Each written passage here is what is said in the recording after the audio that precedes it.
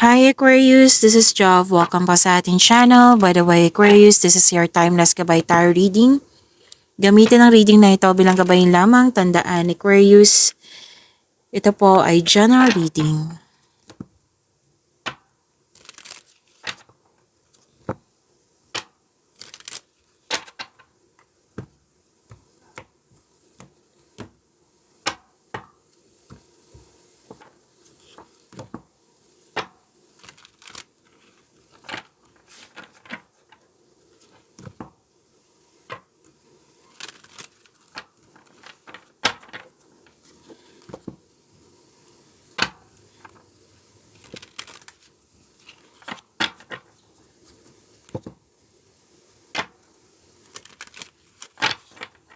Maraming salamat po sa mga hindi nag-skip ng ads. Subscribe na po kayo sa ating channel at click bell notification para updated po kayo sa bagong video natin. Para sa mga gusto magpa-reading po, comment po kayo ng personal reading and check my reply sa comment section. Para po kay Aquarius.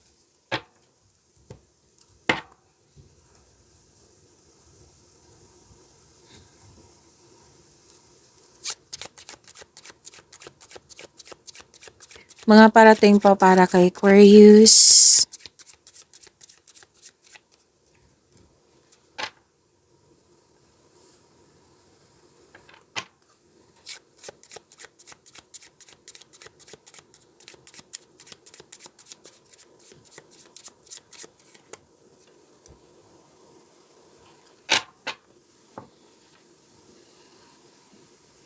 Okay, sabi po dito,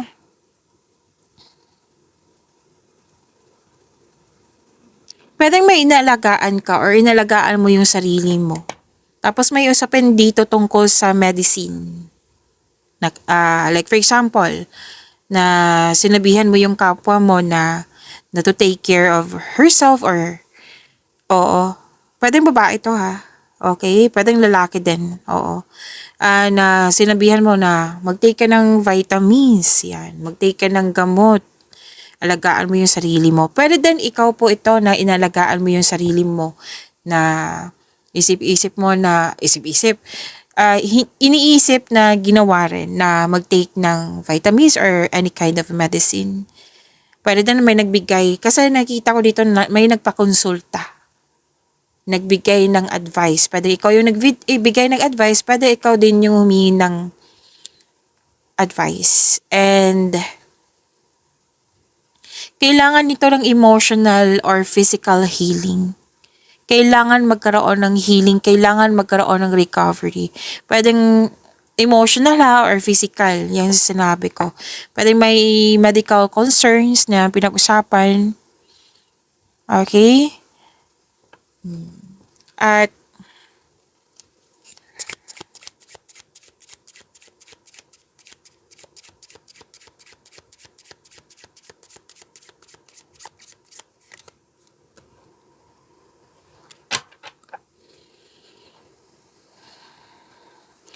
sabi din dito na may meeting, may grupo ng tao dito nag-uusap.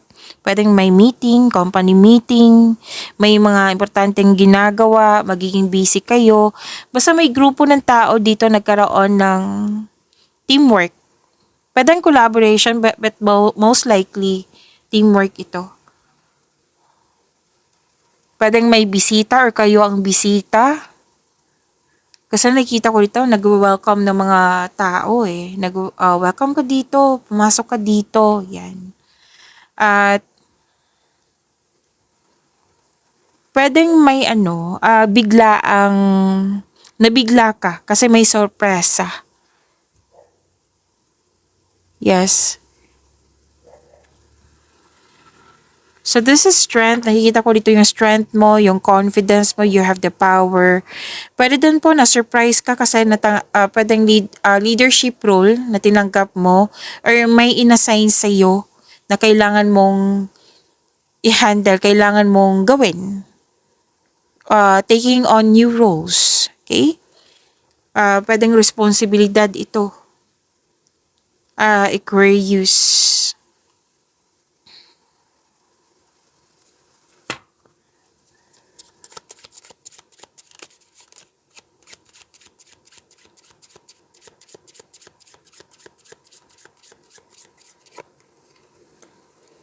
So may professional dealing, may deal na mangyayari sa isang tao.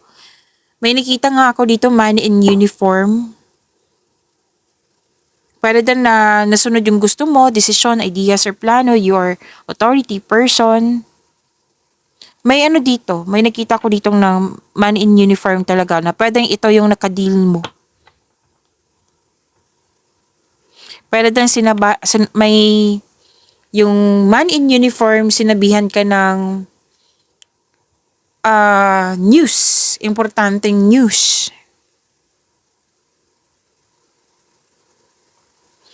Tapos, pwede din ito yung maniligaw mo or niligawan mo. Pero sabi ng card ha, kung niligawan mo to or maniligaw mo to na hindi mo masyadong kilala, kilalanin mo muna. Okay? Kilalanin mo muna. Tapos kung may ino-offer siya sa'yo, kung hindi man to sa buhay pag-ibig, kung may ino-offer siya sa'yo, kasi di may dealing, di ba? Alamin mo muna. Kilalanin mo muna, alamin mo muna. Kasi nakikita ko dito na mukhang hindi mo siya gaano kilala. Pwede din na kaibigan mo siya, pero like for example, may dinidili siya sa'yo regarding sa money, investment. Tapos, pero kaibigan mo siya, kilala mo siya as kaibigan. Pero hindi mo siya kilala kung paano siya mag-handle ng business or money. So, sinabi ng card dito, kilalanin mo muna, alamin mo muna. Kasi may concern dito regarding sa namubola. Okay? May word kasi dito kasi kami na I don't know kung ito din yun sa inyo, like parang pinapasok ko sa bulsa. Oo, may mga ganyan na salita, like binubola ka. Tapos nakikita ko rin dito sa mga ginagawa mo, nagkaroon ka ng disiplina. Mukhang magpapatayo ka ng bahay or any kind of structure. Aquarius, parati ko itong nakikita sa inyo. Tapos may kausap ka dito na imposing thoughts and feelings on others. Like nag-express ka talaga, ito yung nararamdaman ko sa kanya. Yan, may kausap ka dito. At ingat lang po sa ano ha, kasi mukhang na-provoke ka. Kasi may nabubola talaga na ingat lang po. Kasi mukhang nagalit ka dito kasi na-provoke ka. Nang dahil sa issue po.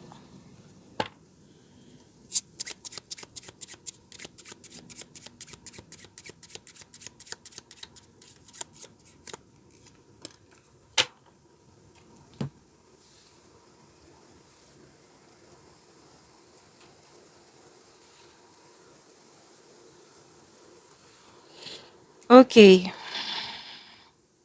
Sabi din dito, may kumalas, may umiwas, may natapos na, may nagpaalam, may na-finalize, may ending, may tumanggi. Kumbaga may sabi dito, it's over. Tama na. Like for example, yung kanina, di ba, may nabubola, tama na ha, ayokong ganyanin mo ako. Ayokong sabayan yung mga pambobola mo. So, tapos na. Pero din, tapos na yung mga ginagawa nyo. Kasi this is saying goodbye. This is finalization. Time to move on. Kumbaga, ang sinabi ng card dito, forget the past and head off into a different direction. Yan.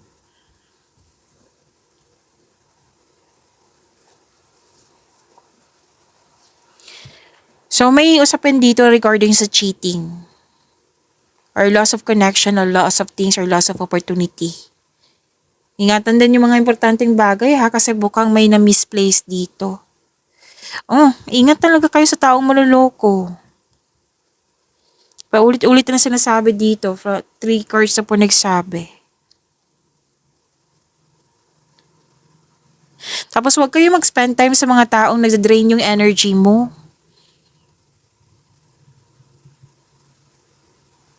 Kasi parang tawag nito, stealing your peace of mind.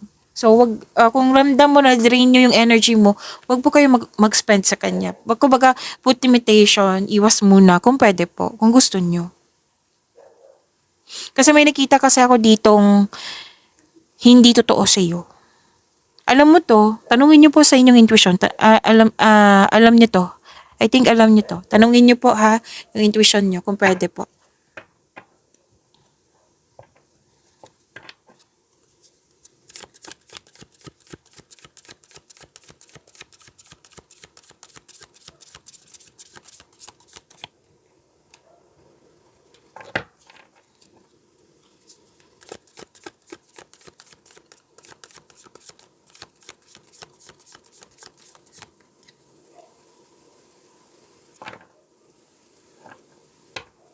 Aquarius, marami na tayong February video reading. Hanapin niyo po dito sa channel natin kasi marami po talaga yun. Okay, at yan po. So, energy ni Aquarius.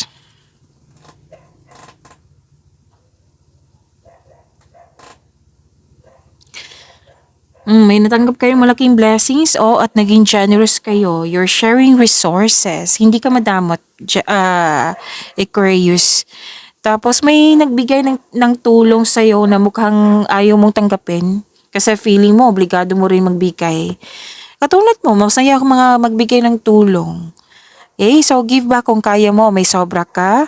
Kung magiging komportable ka sa pagtanggap ng tulong or regalo, mas maraming kasaganaan ang dadaloy sa iyong buhay. Kasi tulong yan 'di ba? Tulong or regalo, that is a blessings. Okay? So that is the pinadaan niya sa ibang tao para ibigay sa iyo. Pinadaan niya ni God sa ibang tao para ibigay sa iyo. Okay? So makaka-receive kayo ng tulong or regalo or pwedeng kayo ang nagbigay nga. Tapos nakikita ko din dito na makaka-receive ka ng malaking pera. May promotion, pagtaas sa kita, sweldo, allowance or na yung posisyon. At may nag-ask ng tulong sa iyo. At nakikita ko naman dito na tutulungan mo siya.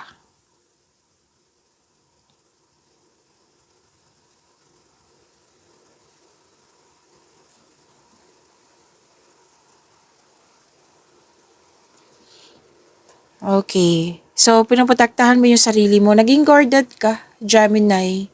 Kasi ayaw mo masaktan, tahimik ka lang, kalma ka lang. Pero alam mo na yung mga nangyari sa surroundings mo.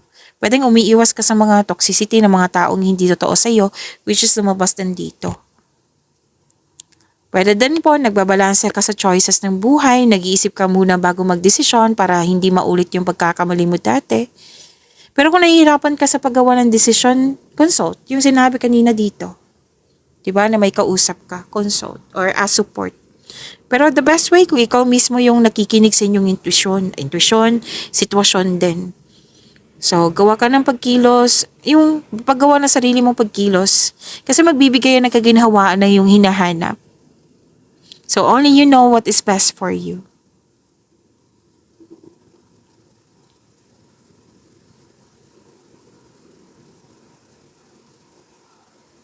So, ang ilansan sa inyo, umiiwas ng away or confrontation. Kumbaga, nililimitahan mo yung sarili mo, which is sinabi ng card nyo kanina dito, 'di ba? Put limitation. Kasi parang may kumakain sa inyong energy eh. So, iwas na lang. Okay?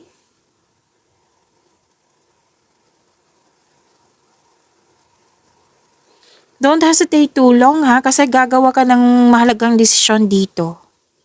Okay? Makinig sa inyong intuition, ask your mentors, and choose options that make sense on a gut level.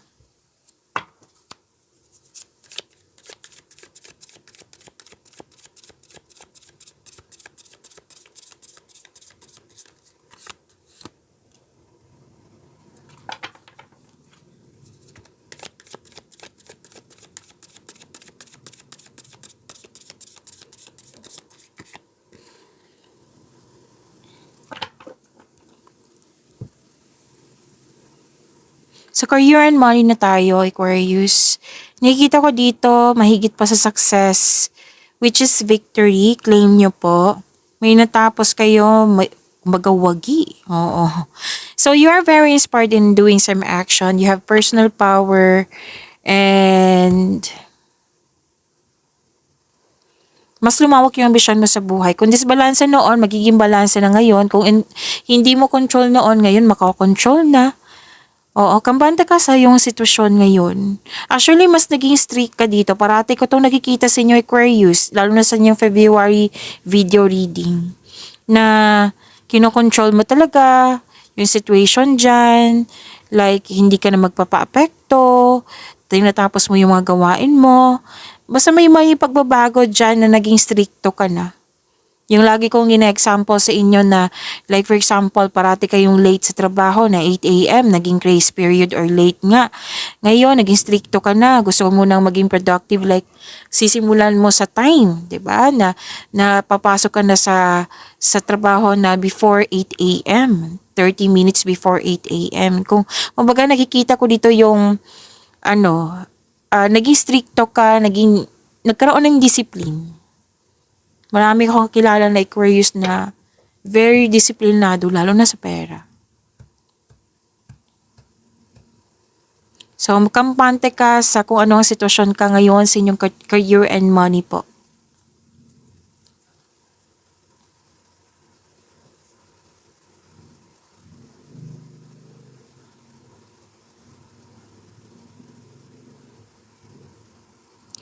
Okay. May parating na opportunity, may parating na mensahe, parating na opportunity. At sinabi din dito, your finances are improving also. Tapos, dalawang card mismo nagsabi dito na very confident ka talaga sa career and money mo. You're showing your kindness to everyone. Yung naging generous ka, andito rin po. May gustong humingi ng sorry sa'yo. Makaka-receive ka din ng magandang balita.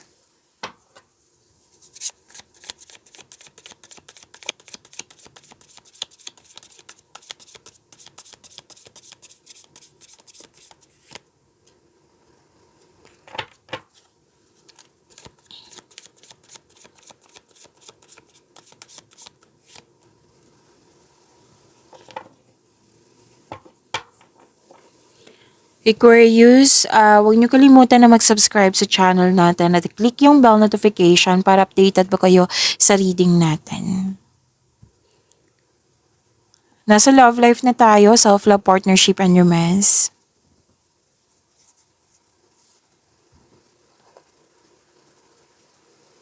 Okay. Sa mga marelasyon, blooming kayo. That has the potential to be stable. Sa mga single po, naging practical ka sa buhay romansa. Opo, interesado ka lang sa mga stable na trustworthy. Kumbaga, anong tawag nito? Date to marry na si Aquarius. May healthy routine kayo. May nakita kong healthy routine dito. Mag-exercise. May nakita kong ganyan. Wellness practice. Tapos may sabi din dito, maging bukas ka sa mga advice ng nakakatanda sa'yo or may well-experienced na sa buhay kasi matutulungan ka nila. Magbibigay ito ng suporta sa'yo. At sabi din dito na may pagkakamali kasi nangyari. Pwedeng mali mo, pwedeng mali niya, pwedeng person mo to, pwedeng kaibigan mo to, kung sino man yung taong malapit sa'yo. Oo. So, sabi ng card dito, accept your mistakes as well sa person na ito. So, you can successfully let the past go. Ooh.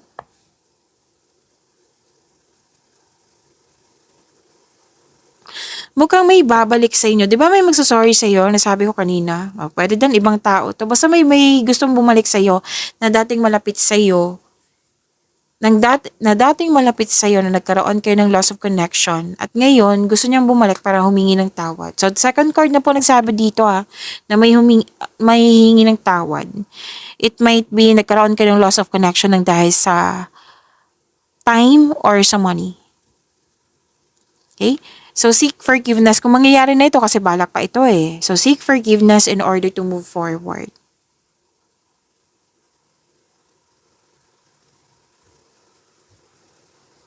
So, sabi din dito na may natapos na connection. So, another card na naman, may natapos sa connection. May sabi din dito na tapos na yung mga paulit-ulit na concern.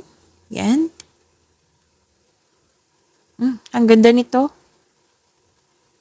Sabi din dito na sa mga single dyan, may ma-attract kayo na sobrang successful sa buhay.